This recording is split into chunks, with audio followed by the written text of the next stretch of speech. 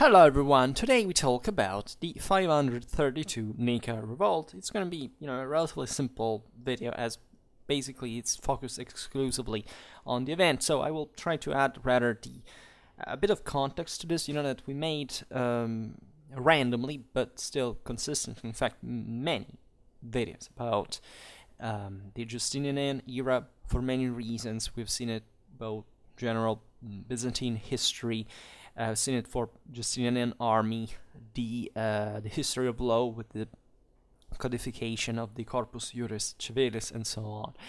And it is indeed an era in itself. It's a moment of great change, from consolidation from one side, of crisis from another, and especially a moment of great development of absolutism, if you want, together with increasing fiscal pressure and more broadly of properly the setting of much of the political and social order that for some conventional historiographical approximation we have defined as Byzantine.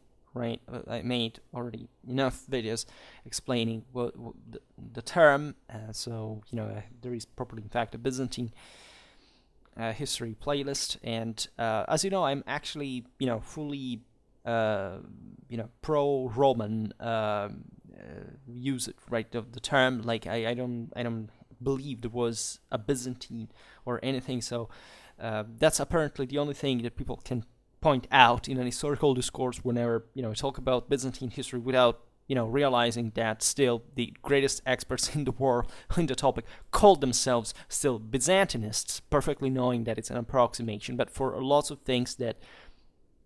other approximations like these that we use overwhelmingly in our languages, transliterations, ethnographic stereotypes, etc., well, those do not matter. But given the very controversial and almost schizophrenic cultural impact that the idea of Byzantine history had on the masses at the beginning of the 21st century, mostly due to young people, video gaming, communities, and things like that.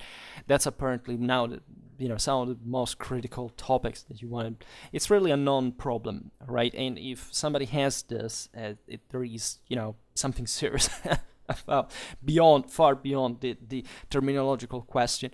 So I will not comment on it. I discussed entire hours this thing, and I don't need to repeat myself.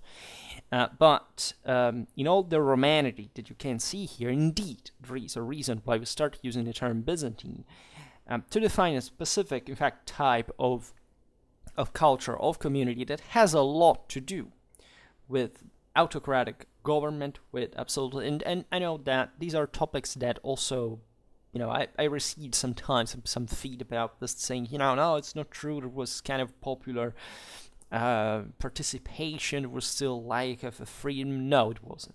Right? And the Nika revolt and the 30,000 people exterminated in the Hippodrome of Constantinople are the voice of this, right? And not just that, just a pinnacle of how certain civilizational processes happen, because surprise surprise, every once in a while you need to exterminate somebody to get things done, as harsh as it sounds.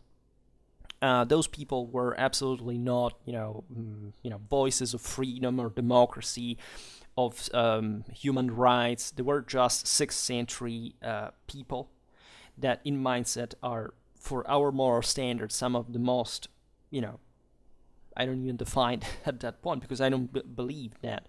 If you want to just to look at the past in a moralistic sense, you can't do it, right? You can't criticize morally, but you should also say what for, right? And that's usually the thing that people do not eventually explain, because the truth being that most of the time it's just to make ourselves feeling better about today, right?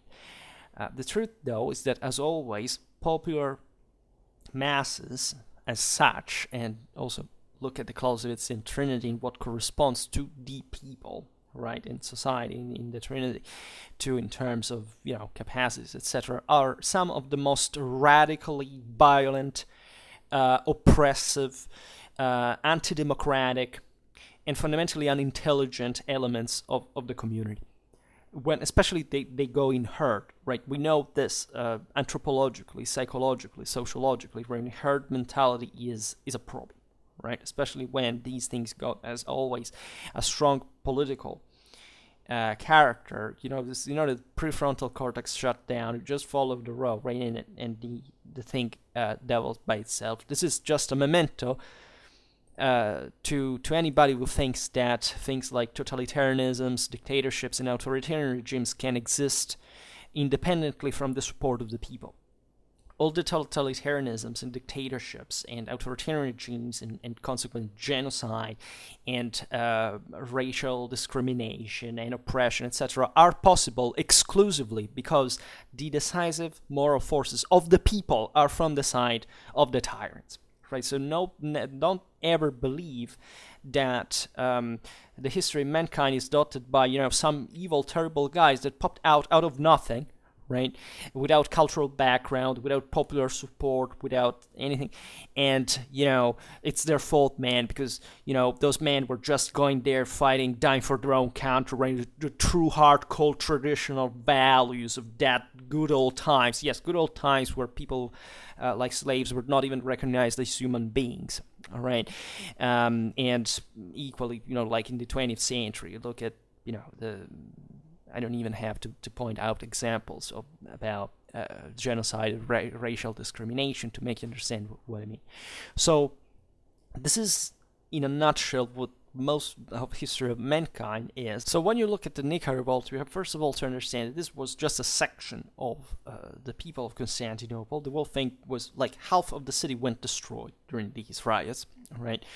And still, the fact that this was not really an isolated event, because actually similar things had happened, but the trend was going towards the oligarchization of society, of the repression, of properly of this autonomous demic reality, because properly the demes here was the term from demos, from the populate of the populace, right? The civitas, in a sense, of Constantinople, because naturally this was already the core center of the empire, and properly an enormous city, as you know, and its people participated together with imperial force in the army, or imperial army properly, to the management of the city. As always, that's another proof. Like, it's like Rome. Without the collegia, the emperors couldn't really quite work. What is this? It's the mob. Right, it's mafia. It's the only thing that existed in the entire world before a state could take matters in their own hands. And again, because the state is made by people that at some point civilized, at the point of realizing that mafia is not really a good idea, right? And that it's positive to transition from more primitive societies into statal ones for a matter of dignity, of the worthiness of human civilization. And unfortunately, this process did pass through an incredible amount of bloodshed that in this case is the product of an extremism that, given the settlement that eventually occurred, that is, Justinian remained on the throne, he risked, though, but the next move was not, a communist revolt, a dictatorship of the proletariat, right? It was just electing another emperor, right? So the decisive moral forces of the Byzantine community, of the Constantinopolitan community, were properly, continuing from the side of a certain type of authority that was the already oligarchic and quite, stratified one. That Byzantine civilization had already fundamentally, was born with, right? If you want to see Constantine, especially as the settler of that. And as a consequence, this was like a derailment of something that, as serious as it was, however, in a broader, in fact, civilizational sense, like a positive thing. Like, the thing was quelled and the city kept living on, with the majority of people more or less okay with that. Naturally, this is not to say, we should be happy in general. No, this is just kind of measuring the political thermometer of that community and saying, well, the thing after that this extremism was taken out of the root, went kind of okay, right? Also because the Demis weren't actually taken out completely, and also because they were already part of the system. Again, without the support of these elements, the really government couldn't even control the city, right? And later on, the the city would be effectively taken over by the major nobiliar house. If you look at high medieval time, Constantinople was fundamental. They had this okayaka, these kind of quarters held by the stronger nobiliar landholders that effectively from Constantinople controlled their possessions from around, mostly the Aegean Sea. I don't know, the Komnenoi had, Crete was their personal possession, right? Also, let's be honest about that.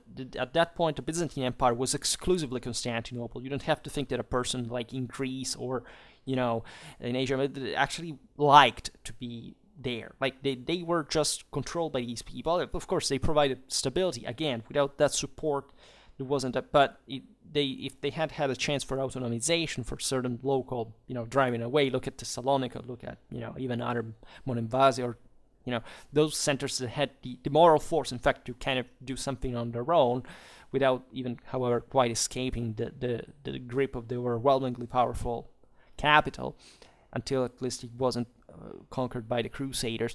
They wouldn't do much in that sense. And so maintaining order and a control is the public security is, I think, possibly the first indicator of a functional civilization. Like if you did this from social contractualism, it's like if you don't have that, if you don't have a pacified society, you basically can't start anything, right? And in the Middle Ages, this was quite clear, because the first prerogative, in fact, of emperors, of rulers in the first place, was whether they had a factual control, if they and this did pass indeed through the negotiation with the local communities, and if it could in this sense also enforce justice, right? Because justice is the indicator of that. If you can't enforce justice, it means you don't have a control in society, and it's that simple, really. And so the Nika revolt is important in this perspective. Justinian's regime was actually quite harsh, right? As you were saying before, there was the construction of an absolutism that was Caesaro-papistic. It had some, properly fit in this broader universalistic reassertion of the unmodifiable, unchangeable, and in this sense foundational and settling Roman rule over the entire world. Right, this was recognized internationally. The Justinian's reconquests proved that. It was eventually, the pandemic came to ruin a bit the scenario there, and other things. Of course, these societies do not quite stand solidly in their feet. You always need to. They're in a sense always one step away from crumbling, but at least Justinian time see kind of, expansion after a moment of consolidation. So with a surplus that was spent actually very cleverly and rationally and logically, aside from what some critiques believe about the necessity of the conquests. It's did we because they should have foreseen that pandemic could have arrived. Yes, because in 2020 we could foresee that, right? These are not. This is nonsense, of course, but especially for the 6th century, like the balance of power working in this way. It was already a big deal if any power whatsoever had enough surplus to even launch an invasion, and these invasions were aimed not just at looting resources. That is not really that's just if you have a temporary stay. Right, it's typical, especially on nomadic peoples. But anybody who goes in one place to stay doesn't destroy it. At least doesn't do it, willingly. The Gothic War was a matter of strategic necessity, but frankly,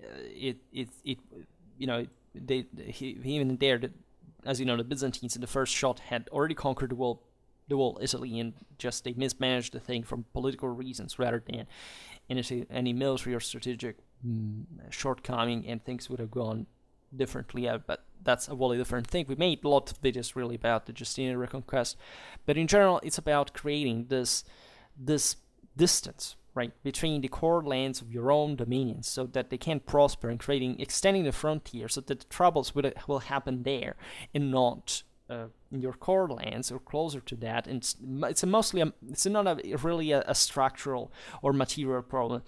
Of course, resources are quite concrete thing, but here it's about, again, the grip on the community, right? You can't control these places if the community doesn't side with you, right? So maintaining a stability using deterrence with violence, or threat of violence, is a way to say, okay, you stay under our control, and if things go okay, trade goes okay, things grow. Yes, there may be some social change that you don't like, but it's going to happen for reasons that even there are sometimes often way more consensual than they seem.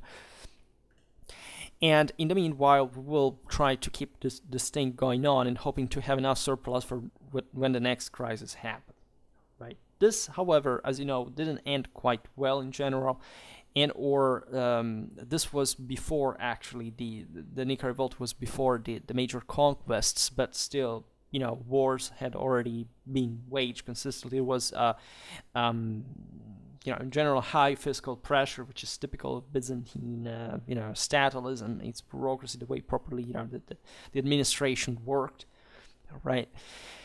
And part of the causes had to do with this, right? And especially in Constantinople, there had been a repression against the Jewry, paganism, the school of philosophies, right? There was properly, if we had lived at the time, we would have properly understood what was going on, right? This is part of a broader process, of course, and surely people at the time were maybe even okay with some of this, but still, the understanding that society was somewhat becoming ever more controlled by fewer people, it was evident. That this happened at the top, right? We made a video also on the Constantinian Senate that in this regard was, something very peculiar, different from the Roman one. In Constantinople had made things work quite, say, more smoothly because of the greater contractual power that the emperor had. And Justinian's policy had been quite expansive already at the time, so there was a strong sense of malaise. Right? The societies are delicate, right? You can't really, again, the surplus is ridiculous, the crop rate is ridiculous. That's how you measure the fragility of the system. So even a relatively, what appears proportionally a really relatively small expense, these societies had a ridiculous tax rate, for example, compared to ours, right, in percentage, right? But the point is that today we have a much greater production levels, and at the time they wouldn't, right? So even a tiny change could really produce that worsening of the living conditions. Hence the popular riots breaking out in Constantinople in 532. Right, so the episode is fairly, simple in itself. Also consider that part of Byzantine culture here is properly about the increasing, let's say, contraction of historiographical production in a critical, insightful way. Right, we know comparatively to the West, right, that wasn't faring particularly better, actually not at all at this point, than the Byzantine Empire, actually much more, right, than this society. Why? Because again, it was much more stratified. Who wrote history were normally courtiers, right, and we have especially this kind of dual vision, dichotomic, because works were written either to praise or to demonize. Right, so we don't have half and half version. Like, of course, there is some middle ground, sometimes different versions, even sometimes the same authors, hidden books, things that were concealed for political reasons. That already tells you that the kind of sense of distrust or fear, this, say, subtle plots that were always possible, and that instability that we know that occurred also for during successions later on, emperors overthrown, and this could be one of those cases, because the objective again of the riots was to put another emperor on the throne and killing Justinian, which tells you, by the way, how strong the Constantinopolitan people still was at the time, right? They participated to theological debates that were political ones, right?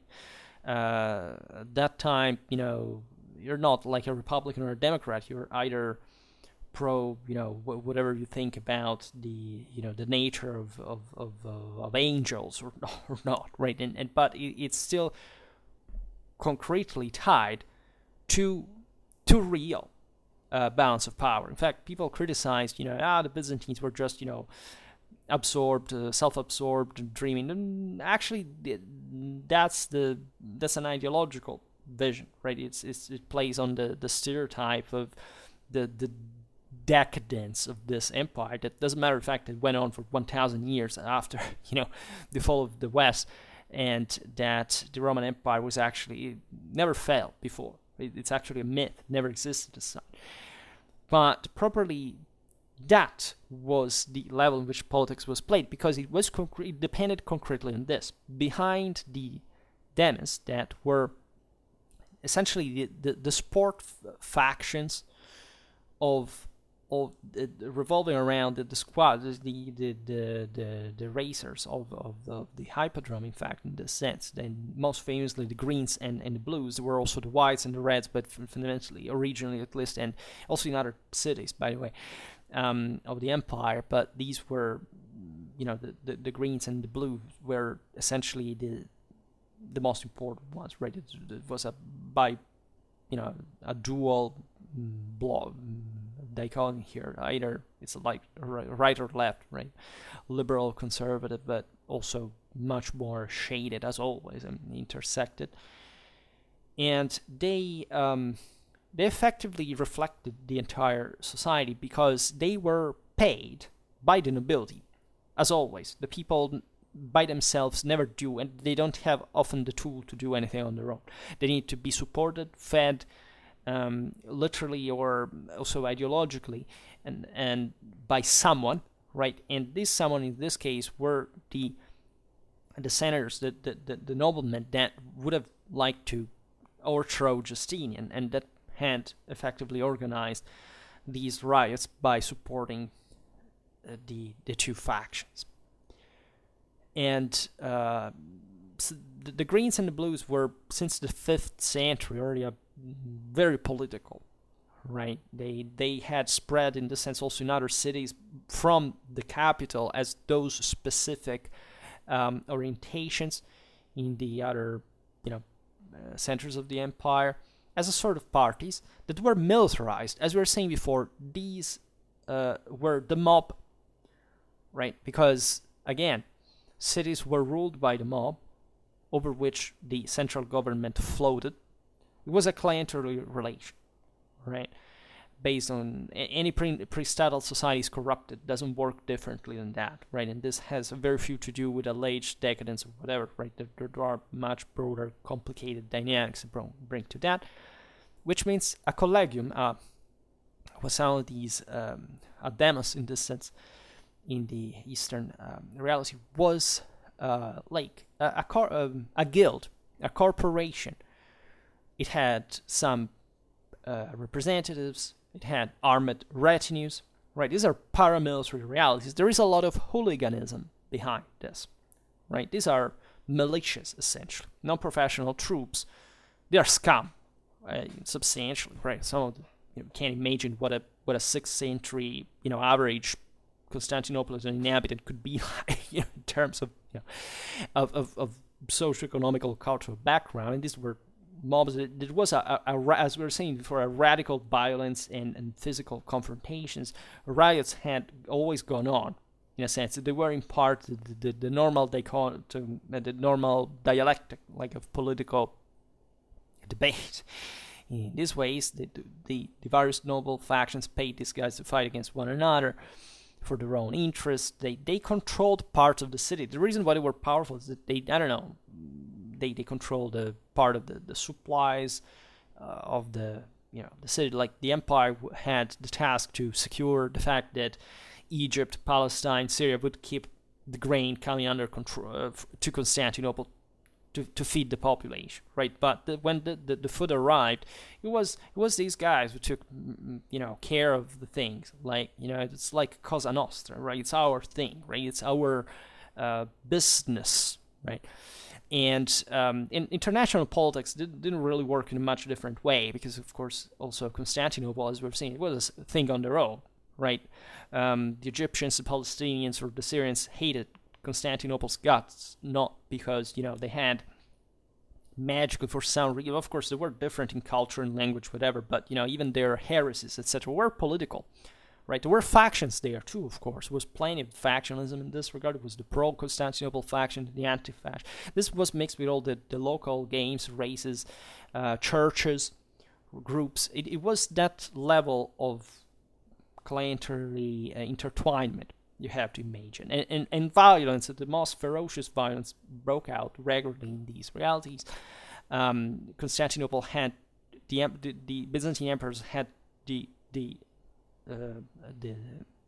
duty of keeping the Constantinopolitan mob happy, because without that they couldn't govern. So who cares if these other provinces starved to death, as it often happened, in some areas. If food was confiscated, people didn't have anything else to leave, supplies, etc. This went in parallel with the impoverishment, as we see, the middle classes, the rise of the elites. There was this generalized moment of demographic and economical contraction, and so you understand what's the logic overall of this whole system. It's ruthless. But it's also unstable enough for everybody to seize the opportunity as soon as it presents itself. By the way, at this point, Justinian was pretty nervous, because he was negotiating a peace with the Sassanid Persians that had actually inflicted, some defeats to imperial armies at that point. So the situation was really tense on the frontier, because if the Sassanids had known that Justinian was in trouble, as it would become when he was he shut himself down in the imperial palace besieged by the mobsters, he the Sassanids could have at that point the government is paralyzed, let's invade them, let's seize everything, and that would have been consistently an opportunity for them. It was always that level of delicacy in the broader international and local situation intertwinement. And as we were saying before, also this sense of disease, like of malaise, of emargination, poverty, lack of opportunity. It's the same reason why gangs exist today, why hooliganism exists today, where people go out there in the street making stuff and starting to become criminals, etc. It's that level of physicality that also today you can rob a shop, just with a gun and whatever. At the time, you had to cope consistently, exclusively with other gangs, because again, every quarter, every business, every major activity in the city had its own paramilitary that would respond to you. And again, it's not about placing a machine gun or control sweeping streets like you would do. No, you have to go there physically to really rip that guy's guts off. With your own hands, and therefore that already tells you what's properly the mentality, the different psychophysical background these people compare to ours. The army was scared of these people because, again, the people, when it gets wild, it's uncontrollable. So the police, the imperial forces, the imperial guards had trouble to keep these guys under control, so much that they ruled the city through these parties. Justinian, for example, had risen to the throne having supported the blues. He was a blue in the what's your football team? What's your racing team? Oh, I am the blue. Well, Justinian was a blue, which means that he had exploited the blue support to also to keep things in order, etc. And these factions were the same imperial tool to control the city through them, to bribery, through payment. As we'll see, even on this occasion, it was a negotiation at that level. There was a swinging naturally of who was the favored one, right? It was not always the blues for Justinian. Sometimes he had to wink at the greens, etc. And in fact, these factions, as you understand, were not a great presence. The Justinian absolutism and the broader affirmation of the ecumenic rule of the Roman Empire or on the world entire could not depend by Constantinople's, no matter how important and significant and symbolic and enormous the city was under so many levels, mobsters, and he of course had used them to rise to power, but now it was a way to repress them. Right, and that's the part of civilization and statalization we were saying before, right? You don't want these people to have an influence on politics. You want to create something more stable from which everybody can benefit in this regard. And this is, in insight, if you want, even the reason why these riots were quelled the way they did. They were especially an incredible bloodshed of rare proportions in the history of even of this normally very bloody dynamics. So what happened actually is that, as always, these guys had killed somebody, so they had some of their heads had to be punished. But this was taken as a chance for the public execution of these people to for the nobility of Constantine, for the anti-Justinian and party of Constantinople to pay both the blues and the greens to coalesce in January 532 to rise to launch to make these riots escalate in a real revolution, could overthrow the emperor and place somebody else, as we will see now. The Nika revolt takes its name from Nika, which means in Greek properly win, imperative win, which already tells you properly what was the mentality that the Nika in general, like or the Roman Victoria, was as we've seen very much in our religious military survey of the ancient world, still the medieval world at the time.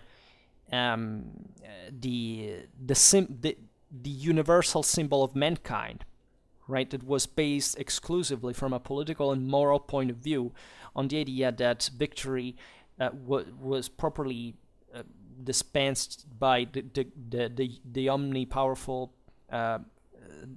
deity of the sky to allow other peoples to rule on others uncontrasted by virtue, right? So whoever got victory was considered, in divine right to basically do whatever they wanted with their subjects, right? So victory in itself was the sanction of things like of the imperium itself.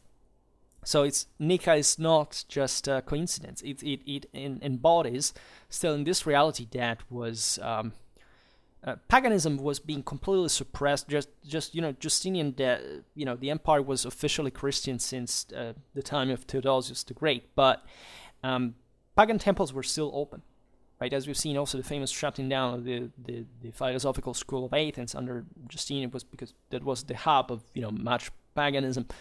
There were the same issues with the Statue of Victory, and the certain symbologies. They had all been re-inherited, in a sense, by Christianity, as we know. The figure of angels, think about Saint Michael. That is not short of properly that the same ideas that all the, because the same Bible comes from that pagan background. It doesn't even make any sense to try to distinguish the two things. There was no every symbol, every idea was basically passed and relatively unchanged in the essence throughout even the Middle Ages at some levels, and before, secularization of thought made people properly forget what this was about, because also cultural meanings kind of went at an upper level. But still, at this point, this was the idea, right? The winged victory that takes over, just like angels, just like Saint Michael, against evil, against the devil,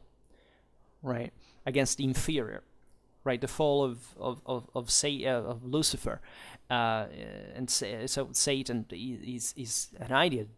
Say, if you look at Indo-European mythologies, it's the idea that when the Aryans invaded the other countries, all the other peoples were more chthonic, sedentary fertility, agriculturally based, fell down into the ground, underground, where they were relegated, where the conquerors of the steppes rode with their horses and the glory and wings at their side, delivering the celestial empire on earth, right, by divine sanction. Well, this is a bit the same level of collective exaltation that basically had remained ever since those times into the civilizations that, again, were based on exclusively on this. Again, you can't read the Roman Empire if you ignore that the entire meaning, not just of the Roman Empire, on the Imperium itself, but of any other people around, was exclusively this, from a military religious point of view. So the violent hubris of exaltation that also can spread among the masses, the people, those that are, you can just give them this, unmitigated thought without any other broader consideration, like the elites always had to know how to wage, to use the military instrument in the best of ways, that the people has always, basically no clue how to do. Well, is very dangerous, right? I made a video just last year, also surrounding things that were happening in the United States about the impact of violence in political speech, right, and what you can cause by properly having a mismanagement of what what you see. If you give something to the people, you never know what they can do autonomously with it. It's always a risk, right? So this need of regulation, of giving them, yes, a frame that is an orderly one, an idea of respect for authority, and understanding that, when things work fine with meritocracy, with competence, etc., there is no need to disrupt this because it's anti-civilization. Well, it's something that I guess most people do not truly understand. So you shouldn't, for this reason, first of all, you shouldn't make them believe otherwise, but probably also calming them down properly at an emotional level. And Nika was also the shout that was naturally inciting the chariot riders that raced in the hippodrome. So win. That was, if you want, it's like today's scum of society. What do they have? Mostly, right? Maybe a frustrating job, no money, problems with the wife, things, moral, material misery. What do they have? But no, they're absolutely imbued and obsessed with their sport team. That's like a religion for them, because that's all they see, right? So that's what obviously the mob had, right? The Latins said panem et circenses, right? So as long as the people is fed and you give them games, they're fine. Right, and that's also part of surely true. So on January the 13th, 532, during, in fact, the chariot races, the representatives of the Greens and the Blues asked in vain for mercy for these members, the two members specifically, had been condemned for reasons of public order, that had made a mess, and Justinian would refuse it. So this was already known, and that's why the nobility also had way to essentially pre-arrange this all, and that was the emperor's refusal was the signal of the riot. of the uprising, during which, in fact, a mess really unfolded. Like half of the city went destroyed, literally. There was all these incredible forces were unchained. The prefecture where the prisons stood was set on fire. So it's always the same thing. Fuck the police. You see, nothing has changed, right? That's what violent mobs always hysterically can turn out. It's always the idea, the authority, the fact, all that, But there is always actually a power behind them. So there are always pawns, instruments of somebody else's. There's often way more ruthless, even about their own personal freedom than the actual establishment that has instead a much clearer view of what are the problems to rule a real state, and especially such a large one like this. Also, they set on fire the vestibulum of the imperial palace. So they literally arrived at the gates of the housing of the emperor. The church of Saint Sophia, right? So the symbol of properly for Byzantine culture of Christendom in its imperial might, at least, and other constructions, other buildings around. And the popular riots went on for days, right, until the 18th. Right, so at this point, imagine the city is engulfed, and there is factually not much you can do to stop this all.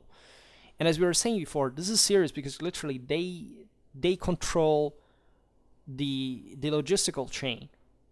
Right, it's not like today we have a bunch of exalted kids that go around and maybe occupy with guns a quarter. It's as if at this point, look, the entire country was shut down by lack of control. The government is paralyzed, and this is not just one government like the others. This is a government that is factually the largest power in Western Eurasia, and it controls an astonishing amount of peoples, of assets, etc., and all from the city, and the city is engulfed. So it's a really critical moment. At this point, the people proclaimed an anti-emperor in the person of Hypatius, that was a descendant, a nephew, a nephew, if I'm not wrong, of Anastasius I. That, as you understand here, it's always, what do the great revolutionaries do? At the end of the day, they actually reinstall some other authoritarian figure, of course. At this point, the thing, Justinian shut himself down, locked himself down in the imperial palace, right? And he was thinking to escape, because technically, he was under siege, but, professional soldiers could escort him out. Right, literally opening, with swords, a way through the people. But ruling the city, that was a wholly different thing. Also because, again, a great part of the Constantinopolitan Senate was from the side of the rioters. But the situation seemed even more desperate than it was. And actually, here, the big, strong, firm, responsible person was Theodora, the emperor's wife, amusingly enough, an incredibly, I would say, a steel lady, not even an iron lady. She had an incredible vision, cold blood, understanding, and she wouldn't surrender. She said something extremely meaningful. That is, the purple must be the sudarium of the emperor, right? Meaning that, of course, if you are an emperor at that point, you have a responsibility. You are truly, as we have seen, the ecumenic ruler. Remember always this: the Roman Empire is not an empire. It's cute when anybody thinks that this has anything to do. The Roman Empire is the only empire ever existing. This is the point. This is the mentality of it all. If you think to rule the world, it doesn't matter whatever can stand between you and anything you want to achieve. Because if you don't have that mindset, the celestial glory of the sky and the Imperium will never descend on you. You chose to be an emperor. What do you want to do? You want to flee the capital of the Roman Empire? Like, what in hell? Like, this is a matter of guts. You see, it's human to be scared, right? But in the moment in which you assume a public office, making an oath, and you know that on you depend the future of the entire world in this case, right? You cannot afford to be scared, right? Theodora embodied this, right? Then naturally this is a story, but it goes like this: that Justinian was about to literally give up and to say, okay, I'm out, I bail out, and she instead stood firmly and organized here countermeasures, because you'll see, we already know how the thing ended, actually, without too many spoilers, but Theodora called the militias, the army, right, of Belisarius, that at this point had come back to Constantinople at the end of the First Persian War. So this was a moment in which, the emperor actually began to negotiate, right? Because that was the state, was under siege, and actually sent Narses, right? The same guy, the eunuch that eventually is another. Actually, for that proves that you don't need quite attributes to have a morality of steel, meaning that Narses was sent to negotiate within the hippodrome, where lots of people had already been killed by the rioters, loaded in gold, right? The guy entered without escort, without armed retinue, asking to speak with the leaders of the Blues, right? And so that was clever, because if they had entered armed, probably they would have not gotten out alive, right? Instead, he arrived there. This situation was in the hands of these two groups, and Narses was sent to talk with the favorites of the emperor, with the Blues, that were told, look, you are the imperial favorites, and not only, but Hypatius, the guy that you have elected there, is actually a supporter of the Green, because it was true. And therefore, the story goes that the Blues leaders talked with one another, they consulted, they were given the gold properly by now, they accepted it, and therefore they say okay, and they actually stormed out the hippodrome, and the Greens freaked out. At that point, they did nothing there, so the situation was that, like, they were split, and they wouldn't know exactly what to do. That was the moment. The factions were divided. What happened is, at that point, imperial troops were sent in the hippodrome, exploiting this lowering of the guard of the two sides, right? Led by Belisarius and another general. And basically, they entered the hippodrome, and they exterminated 30,000 rebels. I don't factually even know, like, even if you could make a count of the blood that was spilled, I don't know at this point it would work, walking literally into I don't know how tall the level of the blood was, but if you think about, if the sources say at least 30,000 people, and we know the structure could contain such numbers, but this went on throughout all the city. They were hunted down like animals. They were exterminated in the most ruthless way. Naturally, the innocent fell together with them as well, because that was still an opportunity to seize as much control. They took the leaders of the revolt, Hypatius, that was beheaded immediately. That is to say, you dared to rebel again to the emperor. That is literally, in Byzantine culture, the representative of divine perfection on earth. You rebelled against God, right? So you are Satan yourself. You got beheaded. Actually, Justinian at that point, this was a massive success, as you understand it, unexpected. They really risked to be overthrown, but he was clever enough because he actually was relatively generous and indulgent with the aristocratic class, much of which we've seen had rebelled in the occasion. So Hypatius, as we think, was killed. Also, his brother Pompey was killed. 18 senators were exiled, and their goods were confiscated. However, they would be recalled and reintegrated in their own rights sometime later. Right, so this was one of the...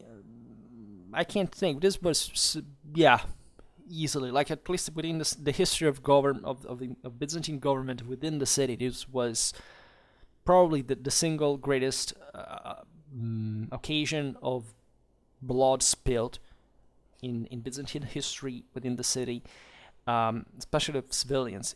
Concretely, these things again were relatively common, but this scale, right, had never been seen. And this was a major success for the emperor, because not only he had stood his ground, thanks to his wife, by the way, and maintained the cohesion and control that were required to cope with the situation, but also it was coordination with the army, as we've seen, and this capacity to exploit the political division to assert in the most ruthless of ways the regime that was remodeling, reshaping in an ever more authoritarian, absolutistic way the Roman Empire and its political and social structures, and in a sense reaffirmed where, from which side God was concretely, and it was naturally the chance to take out, as we've seen, those who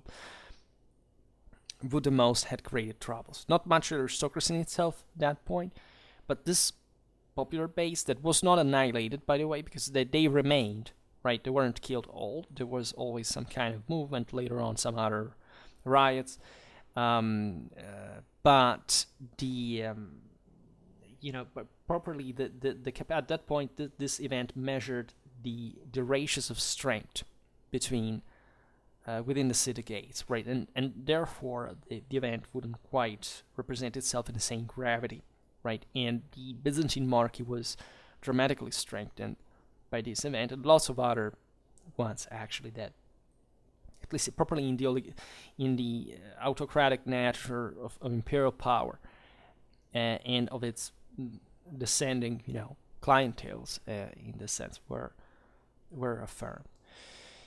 And the failure of the people here is naturally what happens basically all the time in civilization. Again, this people was maneuvered, right? Was exploited. They took it too far, right? They overstepped in a way that they wouldn't have the means essentially to cope with the situation. Broadly speaking, there was a stall that at that point. Same nobility failed, as we've seen that those were their puppets, but they had thought naturally that their movement, their power, their mass, right? These people always exalted when concentrated in the hypodrome. It is important to stress here, maybe I wouldn't do it, but that again, concentration of crowds were always something extremely regulated from a legal point of view in all history, realities, properly for the fear of these revolts, because once these guys are are not concentrated, you can take kind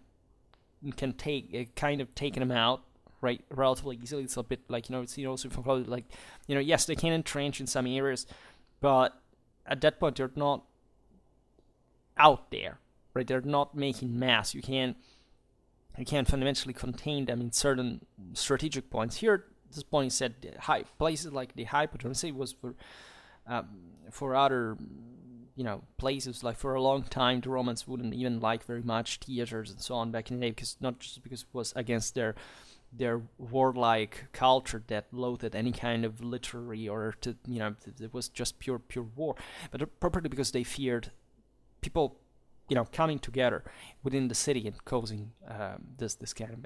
But as always, remember this: that doesn't matter how violent a popular uprising can be always, that is destined to fail, because that's not the normal of a human community. There can be an outbreak when there is like a shift in moral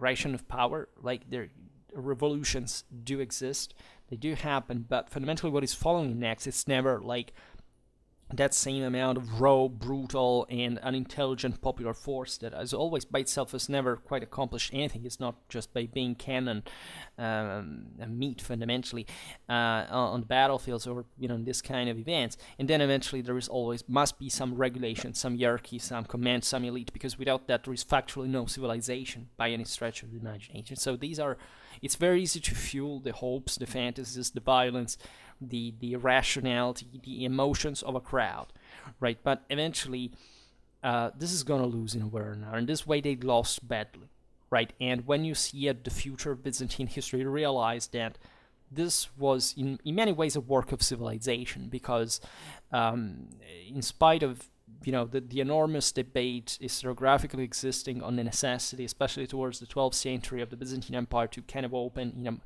in a greater sense, especially emulating Western feudalism, etc. This terrific debate, I hinted at it here and there, but let's say this system lasted under siege by an avalanche of people, crashing all the time against the Tudorian walls, in a way that hardly any reality in history has ever managed to do, right? And the internal solidity established from a political and social point of view by the autocratic, absolutistic, Caesar-papistic power of Byzantine Empire is something that in the 30,000 dead of the Nika revolt has one of its strongest substantiation of the iron fist, unity of command, affirmation of social order and discipline, and capacity of control in the very heart of the same empire, the same power. So that was a clamorous success again, and it spoke the language of a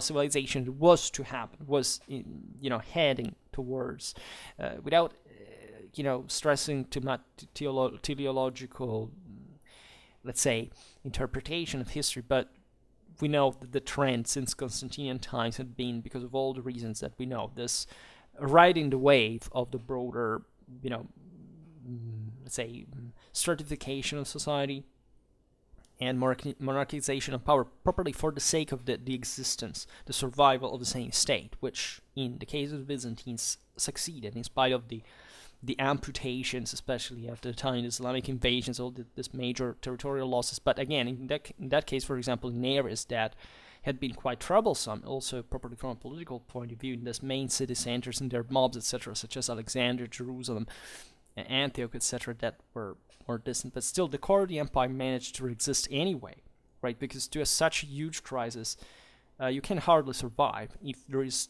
like a core base that has managed to say, and that in every emergency situation, think about martial law, etc., you need to, in a sense, resort to militarization, to resort to an activity of control, of management of public order that can be dramatically harsh, but also necessary in some measure. So it's important to reflect on it, because naturally you can't just blindly say, okay, they were doing well, right? But in that situation, much of what it's our instinctive modern bias towards the democratic character is, if you had seen it through properly, if you had been there, you have seen it with a completely different, with a different opinion of what was factually happening, because the same rebels, as it often happens even today, have basically no idea, and especially in the 6th century Constantinople, of what kind of any modern democratic principle can even be close to, like, properly zero, right? This is pure violence, exaltation, moral ideologies that were functional to an order at the time, again, but they weren't absolutely what we imagine as the history of now the poor people that were oppressed by the terrible tyrant Justine, right? It was a much darker reality, meaning that surely Justinian was no tender soul, but nor these people by any stretch of the imagination. And yeah, and alright, for today, really stop it here. Probably at some point we will come back talking again about this, it was just, for talking about it for the first time. And I hope that you enjoyed this video. If you did, please share it. Otherwise, leave a like or subscribe to my channel if you're interested in my upcoming content. And for now, I thank you heartily for listening to me. I wish you a nice time and see you next time. Bye.